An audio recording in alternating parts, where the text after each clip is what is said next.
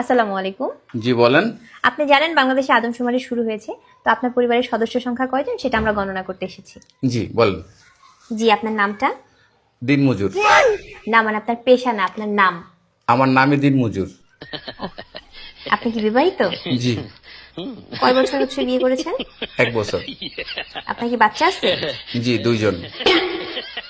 মানে আমি 2 বিয়ে করেছি। ও আচ্ছা। আপনার স্ত্রীর নাম?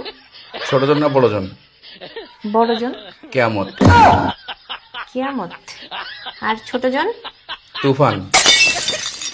ও তুফান। আপনার সন্তানের নাম? ছোট জনেরটা না বড় জনেরটা? কিয়ামত জনেরটা? ঝড়।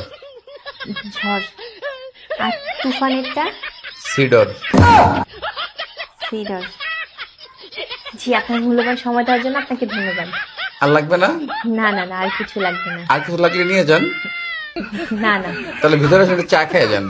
এখানে বেশিক্ষণ থাকলে সমস্যা আছে। না না না না, আর কিছুই লাগবে না। আপনাকে অসংখ্য ধন্যবাদ, ভালো থাকবেন।